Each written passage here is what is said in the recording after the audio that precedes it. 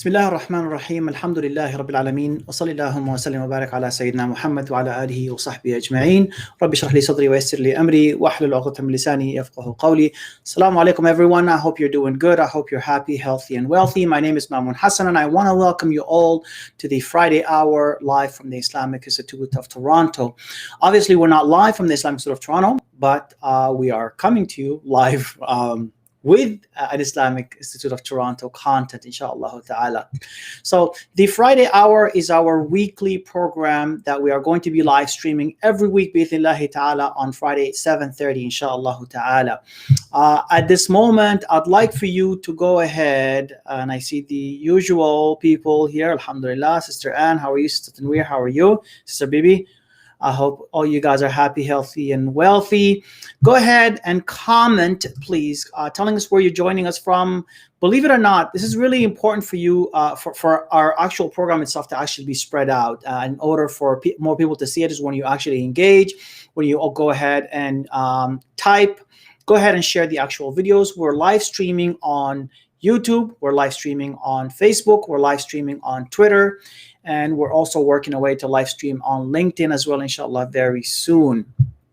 All right, so let's begin the program. And today's program here is titled Solidarity. And this is a really important topic that we've been talking about a lot. As you all know, the Islamic Institute of Toronto, for those of you who are in the international community itself, we are in Canada, and in Canada there's a lot of things that are happening right now that require the direct involvement of Muslims. One of them is the highlighting of the plight of the indigenous communities within Canada itself, how they have been mistreated for so many years through colonization and through so many things that you could not imagine.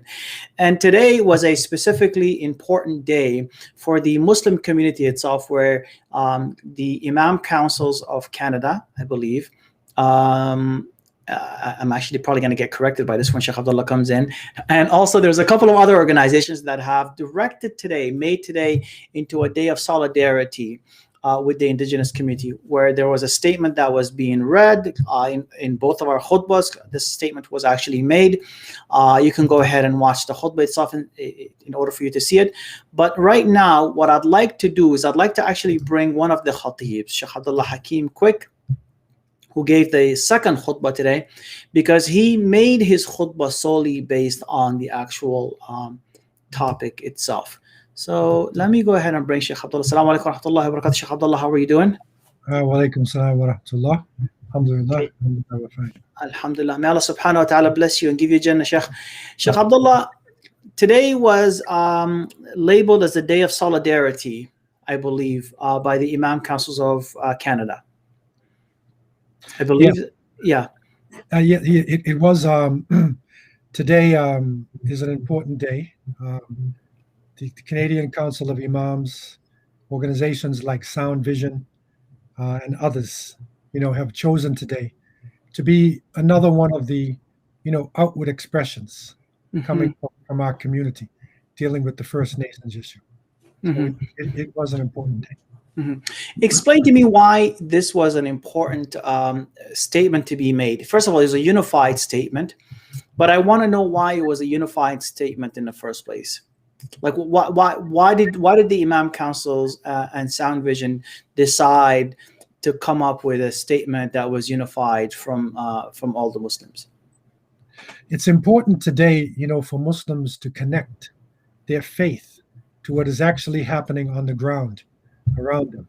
There's a tendency in the past for people to look at the masjid as a place that takes you 1400 years in the past, and you deal with so-called religious things, your prayer and your fasting, and then afterwards you read the newspaper and listen to the news about what's happening in society.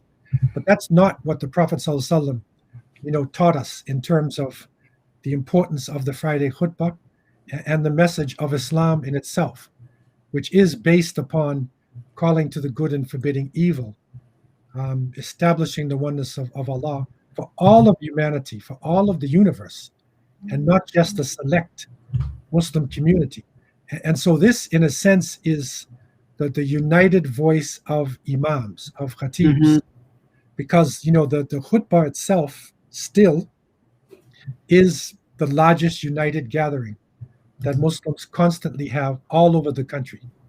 There is no other forum, there is no other gathering that consistently gets thousands of Muslims to sit without being able to say anything, and to listen to the speaker, and to take in the message. So this mimbar, or pulpit, as they would say, is a very important place for this message to get out.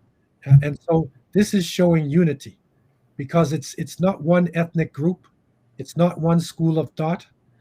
It is Muslims, leaders, khatibs coming from different movements, different expressions of Islam, and being united, in this day. Jazakallah khair, Sheikh.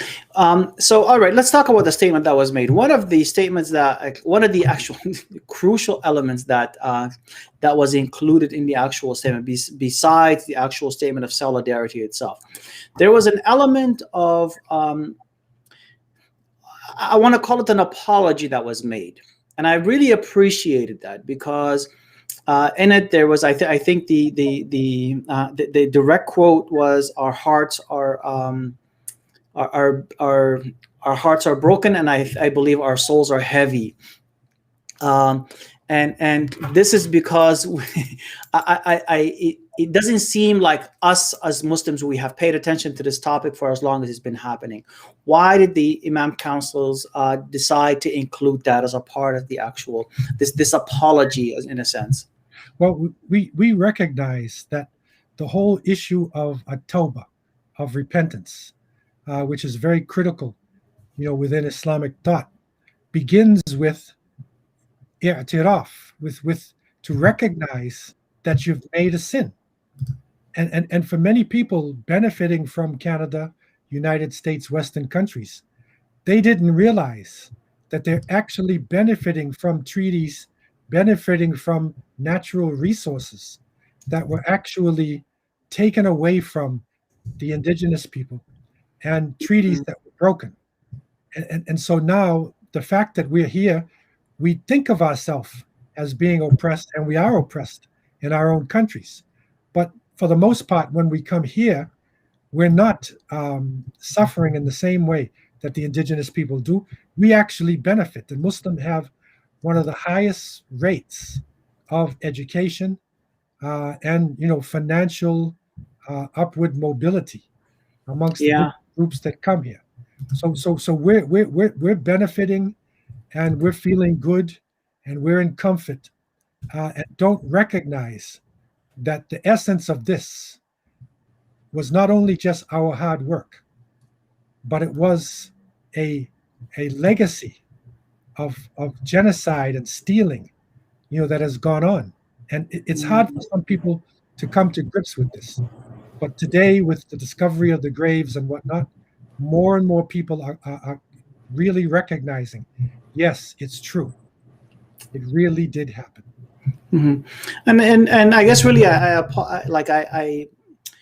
I appreciate I guess really the element that you were trying to add to it, which is you have to be able to acknowledge the fact that you are benefiting from the suffering of others, right? Like this, I'm really appreciative of that. Sheikh Abdullah, this is really perfect. So let's talk about what was the call to action.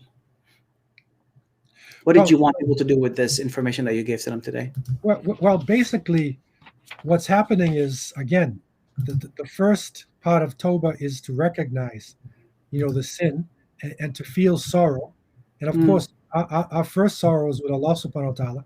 But we're also expressing sorrow to the people who have been oppressed.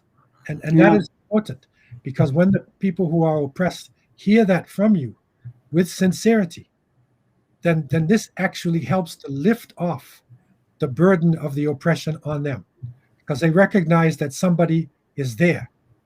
And so part of the call is to put this word out there. And of course, we're starting with word, We're starting with the belief in our hearts that we have to now come to grips with. And the final part is action. And that we get involved. And there are a number of ways that different organizations are trying to get involved, which include signing petitions, to help the First Nations people, and also to be involved financially to support relief organizations, to support those empowerment groups, and if possible, to even spend some physical time on the First Nations, like doctors. We have a lot of Muslim doctors that spend time. There are some groups trying to do that already, but doctors give of their time to the First Nations, and also engineers. We have some excellent engineers. If you go to hydro, if you go to many of the major projects happening in Canada, you'll see a lot of Muslim engineers. So the Muslim engineers, help the First Nations to rebuild their societies, because there are serious problems, with water, fresh water. There's serious problems with their building structures. Surprisingly enough, even though it's Canada, with heating in the winter, there's actually problems. And what engineering and science is doing now is finding cheaper ways to actually build structures and to produce heat. And this is something that Muslims, to a great extent, are on the cutting edge, because if you look at engineering firms, you look at Silicon Valley, you look at many professional organizations, and you'll see Muslims are there. So now we're saying, let's do something, let's pay back and empower the people who enabled us to be able to come here. Barakallah fiqh, Sheikh Abdullah, Jazakallah khair. You're very insightful, and may Allah subhanahu wa ta'ala bless you and give you Jannah. We have benefited from you lots, alhamdulillah. May Allah subhanahu wa ta'ala reward you, inshallah. So hoping to have you more and more, inshallah. Inshallah. Barakallahu fiqh. All right, so Jazakumullah khair. This was Sheikh Abdullah Hakim quick. So now, before we move on to our next guest, inshallah, I do want to tell you all to go ahead and share this video with your family, with your friends and connections. Our second guest is no stranger to the community at all. He's one of the founders of the Islamic Institute of Toronto. Brother Muneeb, how are you doing today? Alhamdulillah, and you? I am great, alhamdulillah. It's not very good to always blow people's horns, but I am truly pleased to have you on this program today, because every time I speak to you, I leave with so much more to think about, and I'm really hoping to share that, inshallah, with everybody else. Inshallah. So today is a good day, and it's one. I think you were one of the moving arms really behind the statement that was made today. But before you made the statement, let me actually go back to how long ago you've written this article. So in July 17th of 2017. So this is really amazing. Yeah. Almost to the day, right? 4 years ago. You have written this article acknowledging the indigenous land we have settled on. And in it, I think you're talking about, I think this was the time when the first, the Truth and Reconciliation report came out, I believe. Yes, it was. Or what was the actual, it was the celebration of Canada Day, the 150th, I think, anniversary. There were some objections from the indigenous groups with celebrating the day, which was very much what we had a few weeks ago as well. No. Objections to observing Canada Day, especially at this time. What was your perspective? Well, let me begin. First of all, I'd like to begin. Bismillah ar-Rahman ar-Rahim. Alhamdulillah Rabbil Alameen. Wassalatu wassalam ala Sayyidina Muhammad wa ala alihi wa sahbihi ajma'in. First of all, let me thank Brother Mamoun and the Islamic Institute of Toronto for inviting me to speak on this topic tonight. And if you will permit me, I would like to begin with an acknowledgement. Mhm. I think acknowledgement and naming is something that comes as well from within our religious sources. You know, we begin everything in the name of Allah, and we acknowledge Allah and we praise Him. And when we deal with important issues and any issue, we need to name it as well as to acknowledge the issue itself. So tonight I would like to begin by acknowledging that the land that I'm living on and which IIT is also situated on is the territory of many indigenous nations, including the Mississaugas of the Credit, the Anishinaabeg, the Chippewa, and the Haudenosaunee, and the Wendat peoples, and is now home to many indigenous peoples. I also acknowledge that Toronto, that we are living in, is covered by Treaty 13, signed with the Mississaugas of the Credit, and the Williams Treaties signed with multiple Mississaugas and Chippewa bands. And this, you know, this should not be just a perfunctory statement or a ceremonial, symbolic statement for us today.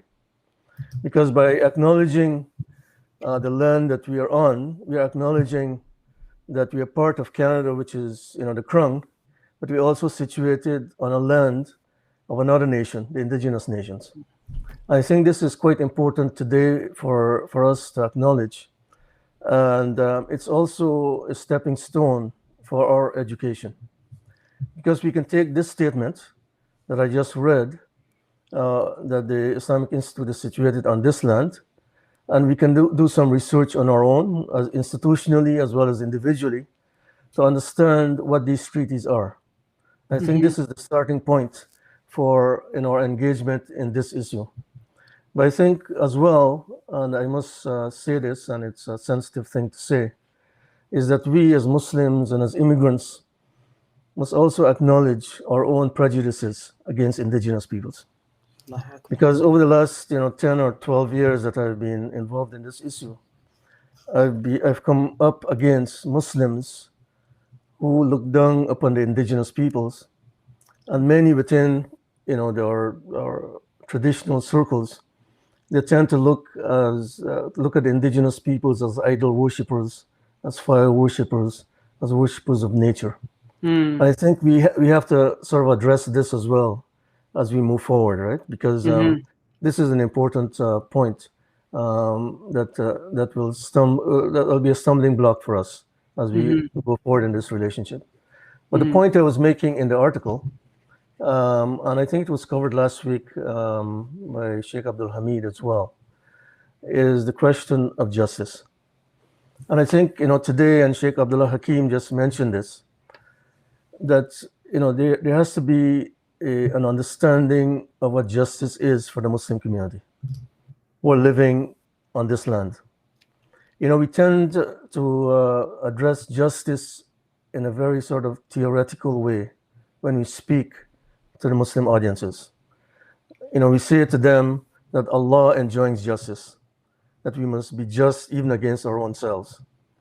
But today, this understanding of justice must be tied to the land that we're living on, which is Canada. And justice, as Sheikh Abdullah Hakim just mentioned, is a defining principle or virtue in Islam. And this call to justice, what it requires from us is to search out the injustices in this country and to be on the side of the unjustly treated. So anywhere that Muslims are, as a Muslim community, we should be on the side of the unjustly treated. And if we are not, it means that as a community, we will be compromised when we speak about the injustices happening elsewhere. We may be speaking of the injustices happening to the Uyghur Muslims in China. We may be speaking about the occupation happening in many Muslim lands. We may be speaking about settlements, the same words that we use for the indigenous people. Yet we may be silent. We may be silent right here at home against the injustices against the indigenous people. I read once that one of the scholars, a Muslim scholar, he said, Muslims would be at best be morally ambiguous if not confused about Islamic ethics. What he's saying is that if we have this double standard, where we only are attuned to injustices against Muslims or injustices elsewhere, but we're not attuned to the injustices at home or against the non-Muslims who are not Muslims, we'll be morally compromised. I think this is an important point that we need to get across to our community. So we must move from that position where we acknowledge that there are historical and current injustices against the indigenous peoples. We must move to the point where we educate ourselves about their histories, about their situation, and become, I don't want to use the word allies. I know there's some contention about the word allies, but to be on their side as we struggle against this injustice. But there's a second point I just want, before we move on. Today I prayed Salat al-Jum'ah at the Islamic Institute. And as I walked in, I noticed the flagpole with the Canadian flag at half-mast. And I recalled about maybe 4 or 5 years ago, there was a project undertaken by one of the advocacy groups to have these flagpoles installed at each of the centers, Islamic centers and mosques, and to have the Canadian flag installed as well. And as I walked in, it sort of struck me that, if we are to be on the side of the indigenous peoples, you must also have a marker in our properties to acknowledge that there's an indigenous nations as well. So what I've been proposing over the last number of years is that Islamic institutions install a plaque with a land acknowledgement statement. So to move us away from that moral dilemma where we are acknowledging the Crown, which is Canada, but we're not acknowledging the indigenous nations. So these are two sort of practical steps I'm sort of suggesting that, we take the land acknowledgement statement, learn more about it, but also, we demonstrate it practically, meaning that on our lands, institutions that we have, we also put an acknowledgement that we are on the land of indigenous peoples. Brother Muneeb, you've had so much to say in here, but I mean, one of the things that I just want to go back to the beginning of what, like some of the points that you were talking about. One of the first points that you've made here, which is, I guess really the lack of abilities for Muslims to actually acknowledge what's been done to the actual indigenous communities. We are no strangers to colonization. We are no strangers to this is not I know like so many people who when they would hear of what's happening right now to the indigenous community, they'd be like, this is unbelievable, right? No Muslim would say that. No Muslim would ever say that, because we've seen colonization. We come from countries where we have seen these practices, seen cultural genocide, we know this is a possibility. Not only do we know it's a possibility, we know it's an actual regular practice for colonies when they step into a land and they take it over. This is what they're basically trying to do, is basically erase. Why are we not, or why is it taking so long for us to go ahead and to kind of step up into the realm of actually fighting and actually speaking up for the indigenous community? Why are we taking so long? Like, I want to know why we as Muslims are a little behind the rest of the communities.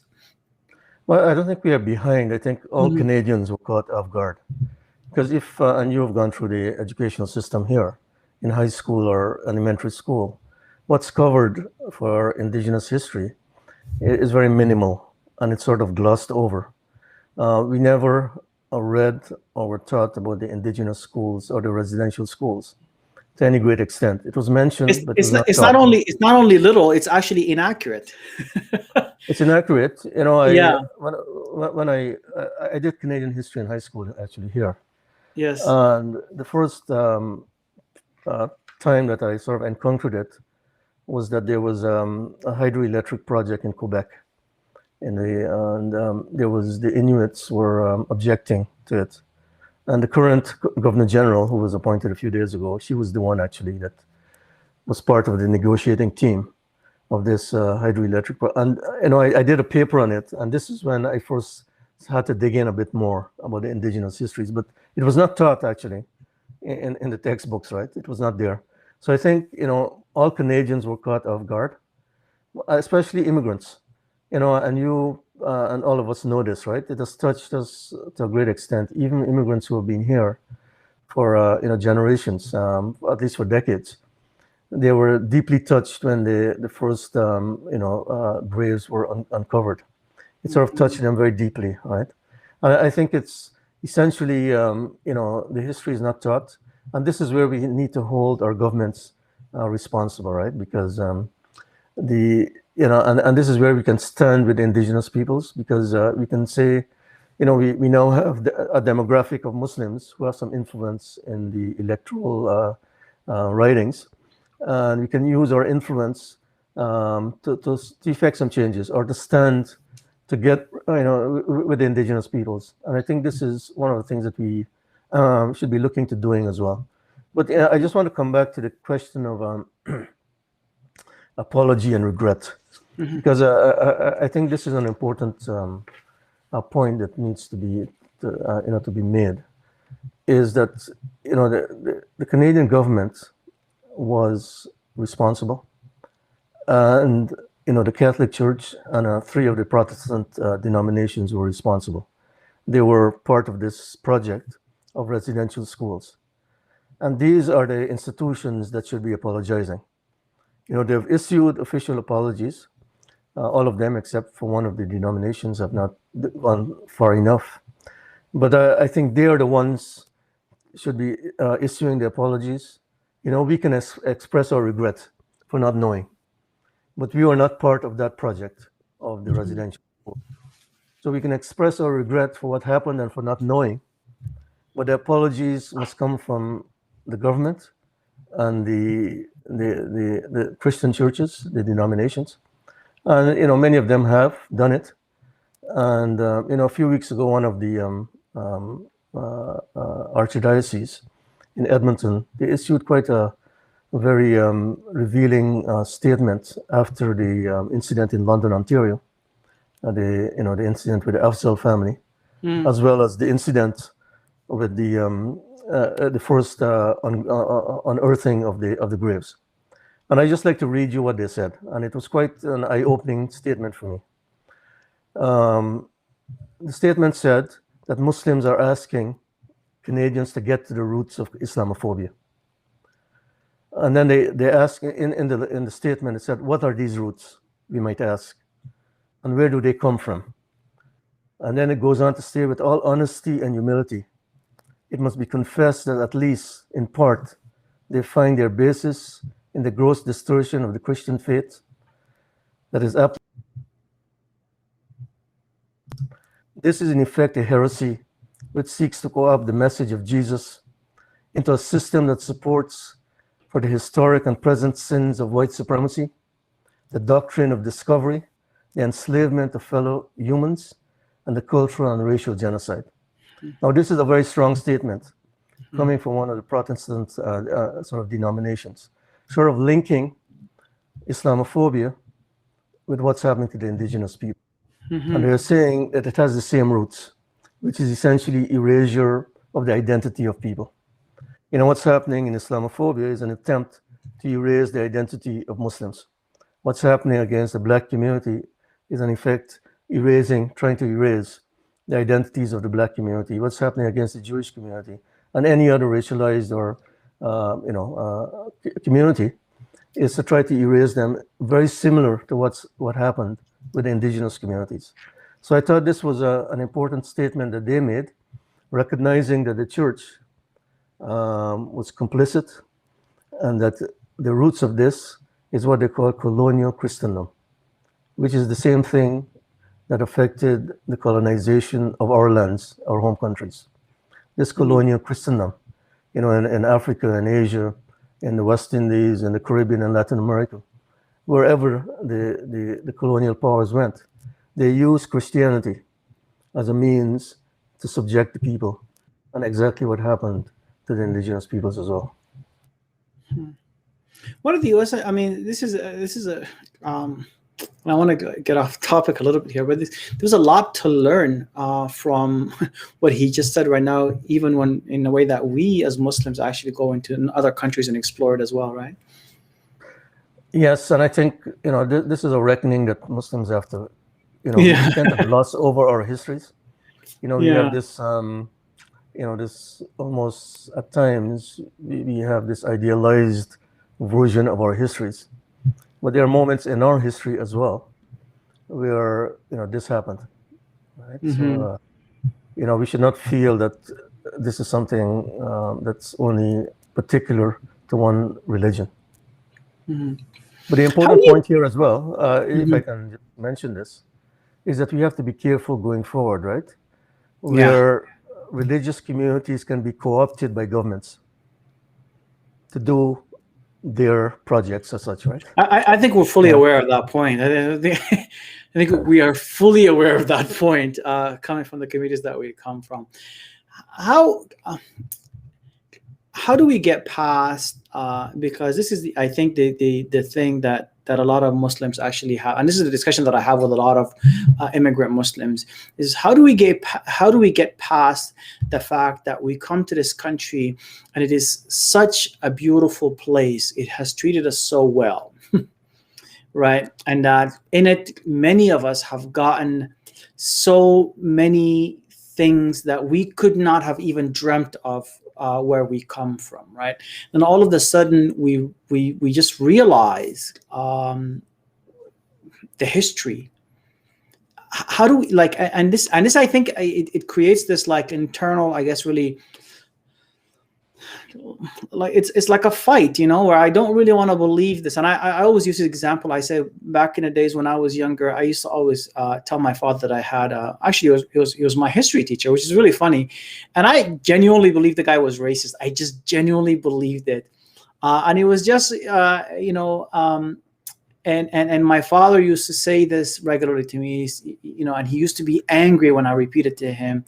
He would say, "There is no racism in Canada." This is what he used to say. Honestly, this was just such an open thing that he would say. No racism in Canada. And he would get angry when I tried to debate him over it, right? And it's because he came from a country where racism was so much more blatant, where he came from a country where tyrants were just out in the open, corruption didn't even hide. And then you come to a country where you see like what's out in the open, what's being taught, what's being told to you. It's almost a perfect picture of where you want to be. Like this is like if this is like Jannah on earth for Muslims, right? Yeah. If you think about it this way, how do we get past that? Well, how do I become critical of the country that I live in, and the country that I love so much? But then how do I deal with the history, like the ugly history that I am seeing right now? Yeah, and this is why I think many newer immigrants are having this sort of dilemma, right? When they hear of these residential schools. Because before they emigrated here, they were given these glossy brochures about what Canada is and how progressive it is. It's a great country, but it was built on the genocide of indigenous peoples. I think this is the unveiling or the unmasking that's been happening over these last few months, is that Canadians, even those whose ancestors were the colonizers, they themselves are now realizing what their ancestors did. Of course, they're not responsible for that, but I think this is the same thing that's happening to the newer immigrants. We have this dilemma that the country is one of the more advanced countries, has many great things about it. It's on the top of the list of most livable countries. Yet, underlying that, there was this dark history. And it's not only a dark history, actually, it continues to some extent, because these residential schools and the treatment of the indigenous peoples continues today. And it continues today in a more subtle way, or in a more legalistic way, where the governments are essentially keeping the indigenous peoples down by legal means. And of course, all of these situations on the reserves with the water crisis and the housing crisis and child welfare all of this continues. So it's not a I mean, dark we're still spending millions of dollars fighting indigenous communities in court over things in that courts, we've yeah. already dealt over things that we already know we should be paying for, right? But yet we But decide you know, to. the co-opting, and I mentioned co-opting of religious communities to support governments, right? Yeah. And sometimes this co-opting happens at a very subtle level, where we as a community would support politicians or governments and not press them enough, right? When they do things for against the indigenous people. As an example, you know, we live in a province. When the current government came into power, they cut the indigenous curriculum writing that was taking place, right? They basically cut it out of their budgets, right? Yeah. So you know, these are may seem like small things, but it's curriculum to educate Ontarians about their history, and you know, so you know, these small and this is where we need to use our influence. We need to ask the politicians, why did you do that, right? We are with the indigenous peoples. I think we have to move to that point where we don't only fight for you know, against Islamophobia and you know, what's happening to us, but you know, when we say allyship, you know, we ally ourselves with those who are unjustly treated, in this case the indigenous peoples. I think this is a point that we need to move to, right, where we understand that fighting injustices is across the board, and we have to be with anyone who's unjustly treated. I know this is a tall ask for our community, who come from you know, places where they feel that, you know, Canada is a great place. They don't want to rock the boat. They don't want to seem that they're, you know, going against the governments and things like that. But I think this is the point that we are at, where we have to make that choice, right? To say, look, we are now here in this country. We have to align ourselves and be on the right side of history. You know, we don't want to align ourselves with a government who is or governments who may be you know, trying to suppress the indigenous peoples. And I think this is such an important thing that you've actually said that, because being critical of government policies and being critical of politicians doesn't mean that we have a hatred for the country that we're living in, because I think we really have to move past that. It actually means the opposite. It literally means the opposite. You know, I think many of us, I personally come from a country, for instance, where we were told, if you criticize the president, that means you hate the country. That means you are a traitor. And that means, and honestly, for a fact, I think I've probably internalized a little bit of that as well, right? Where it's like, it's packed in my head. While it's the actual opposite, like it's on the contrary. The reason why I actually am critical is because I want better. The reason why I'm critical is because I love the place. Like if I don't like the place, I wouldn't care. I would want it to do as the worse the better for me, right? Really, in a sense, right? And maybe that's the point that we need to get across in our education of the Muslim community, right? Is that to be critically constructive, meaning that, you know, we criticize in a constructive way to make the country a better place. Yeah. I think this is our duty as Muslims as well. It's not just to accept, you know, our duty here is essentially to make the country a better place. Absolutely, and also to act like we're also members of the actual of the community at large itself. We are. I think a lot of us still believe that we live here as guests, and that as a guest you can't really say any things that are impolite. You know what I mean? That's not to say that you speak rudely about things, but you, maybe we should kind of take an ownership of the actual place where we're living in, where we say, okay, well, now I'm here. I'm not going anywhere. I would like for this place to become a better place for my children, for my children's children, and also for everybody else who's going to come here after me, so they can live in an actual better place. And then that way, when you have this in mind, right, like this intention in mind, and then you critique, you actually constructively provide some sort of criticism that makes you move forward. Well, I think this is where the you know, we are at a point of things are shifting, right, in the world. Since the pandemic and all of these incidents keep happening, there's a shift happening, right? I think for the Muslim community, we have to shift as well to take our community from being so internal looking to being external, meaning that, you know, one of the great struggles we have now, challenges we have now, is Islamophobia. But we will not, address Islamophobia totally with legislation or with enforcement. We need to have legislation and enforcement, of course, right?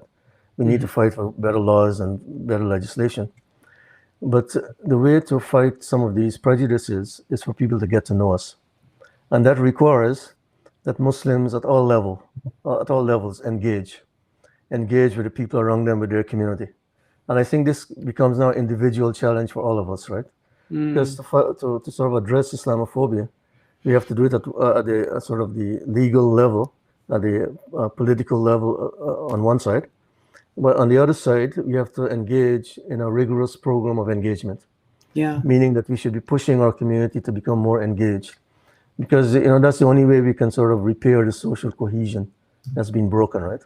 Because people mistrust Muslims. We have one of the highest level of mistrust among Canadians. We can't address that with legislation, right? We can only address that with, sort of outreach and engagement. Yeah. Brother Muneeb, Jazakallah khair. I honestly, every time I speak to you, I think I just lose track of the time. May Allah subhanahu wa ta'ala bless you and give you Jannah. You have to promise to come back. That's the only way we will allow you to leave. If you make a promise to come back, inshallah, another time, because the discussion, honestly, is I think is really intriguing. I know for a fact that I'd like to have you back, inshallah, sometime this summer, sometime this summer, to talk about the progress, because I know I don't want to like call you out and be like one of the oldest, because you're really not one of the oldest, but you've grown up within the community since you were a really, really young man. And until today, you are still you still haven't given up on it, which is a completely different ball game. So for sure, we're going to have you back in here to see how you've lasted this long and what you have learned, inshallah. Thank you. Inshallah. Anything you want to say before we leave, inshallah ta'ala? Well, I have some points that I was sent to you. There were 10 points actually. That came out of a dialogue that took place about 4 years ago. It was a dialogue between some Muslims and indigenous elders. And they made some suggestions as to how Muslims can engage with the indigenous community. And I'll mention just a few of them because I think they're important. Yeah. The first, and the elder was Elder Joanne Dallaire. And she met with some young Muslims and she gave 10 points as how to engage with indigenous communities. She says, firstly, know the treaties made on the traditional territories you occupy, which is the first point I made. This will help you with the understanding of your treaty obligations. Secondly, she said there's a history of indigenous nations being told what to do by outsiders. And this is something that Muslims and other well-meaning people who wish to engage need to resist. The best way to go about supporting communities is to list strengths and expertise and ask indigenous organizations and groups how they would like to use your skills.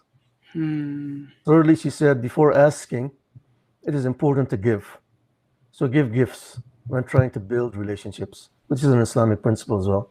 Allahu Akbar. Number 4, find out what protocols you should know, as different nations have different protocols. Number 5, she said, seek the advice of elders and leaders from the nations you hope to work with and build relationships with the elders before trying to work with the rest of the indigenous community. So she's asking that we build, the elders like an imam or a sheikh, right? Yeah. They're the religious. Which is what we ask of other people, anyways. Yes, and it's an Islamic principle, right? So, yeah. Number 6, she said, think about how you would like your community to be treated in similar circumstances and use this to inform how you act. This is also the, what's sometimes called the golden rule. Number 7, she said, do not get caught up in what engagement should look like. Do not get caught up in the project itself, as this can prevent you from acting. But if you make a mistake, she said, own it right away. I know Muslims and many non-indigenous people, we make mistakes. We don't have the language correctly. We say native, and we say aboriginal, we say indigenous.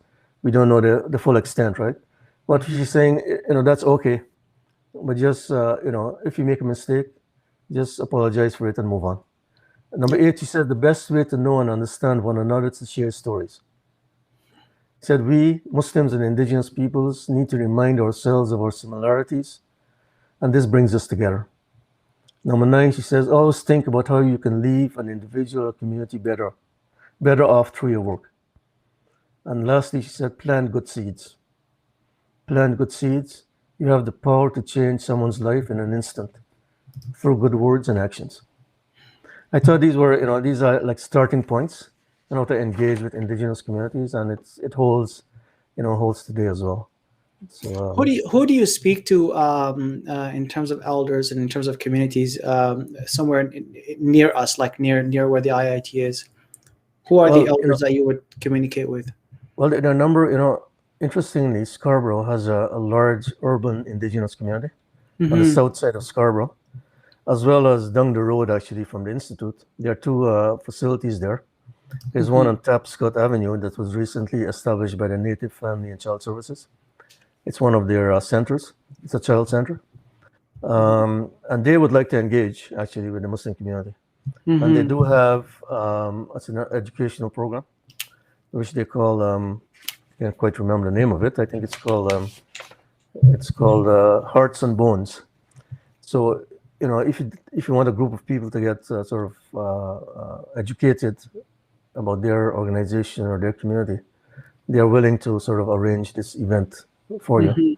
And this is on McLevin, I think, McLevin Avenue. Yeah, I think I know where that is. Yeah. Yeah, it's on. It was recently opened. I think it's not far from Taibo, somewhere around there. So there's, in Scarborough, actually, it has a number of indigenous centers. There's one on the south side as well. And the community is quite significant. So and if we invite them to come to these events and these programs, they're usually more than willing to actually come on and to talk to us and to the communities. It's been. Yeah, what I would do, and this is the point that was made in the 10 points I made, to reach out to the elder first and sort of seek their advice, as opposed to inviting them in. So you sort of approach the elder or the person in charge, the elder or the chief, and sit with them, listen to what they're looking for in terms of engagement, and then take it from there, rather than trying to sort of impose something on them. Yeah. Yeah. So there are possibilities that can be explored, right, in terms of engaging with them. May Allah subhanahu wa ta'ala bless you and give you Jannah, inshallah. Go ahead. Sorry, I interrupted you. Okay. No, thank you for this. It has honestly been so enlightening. May Allah Azza wa Jal give you Jannah, inshallah. And we are going to have you back, bi'idhnillahi ta'ala. Thank you. Barakallahu feek. Right, okay. So this has been the Friday night hour from the Islamic Institute of Toronto. My name is Mamoun Hassan. It has been an absolute pleasure for me to be a part of this program here for you. I want to let you know that you can ask questions during these programs that have every single time we're having a live, whether it's a Friday khutbah, whether it's an actual program. If you're seeing the sign that says live on the top of your screen, that means it's time for you to go ahead and be able to ask questions in the actual commentary, and we can go ahead and bring your question up and get whomever guest we have to answer these questions. I say this because I know that when you're live, so many people they have the urge to ask questions when we're alive, when we're together. You have this urgency, but then when you're watching something online, it seems like it's an actual, it's almost like a TV program or so on. No, that's not the case. We are live. We are live. We can see your questions. We can see your comments. If you have anything that needs to be reclarified, if you have any questions to any of our scholars, any of our guests, go ahead and send them our way, and we'll be able to go ahead and get you these answers, bi'idhnillahi ta'ala. Make sure you visit our virtual line collection, islam.ca/donate. And jazakumullah khair. It's been an absolute pleasure. And we will see you next Friday, inshallah ta'ala. Assalamu alaikum wa rahmatullahi ta'ala wa barakatuh.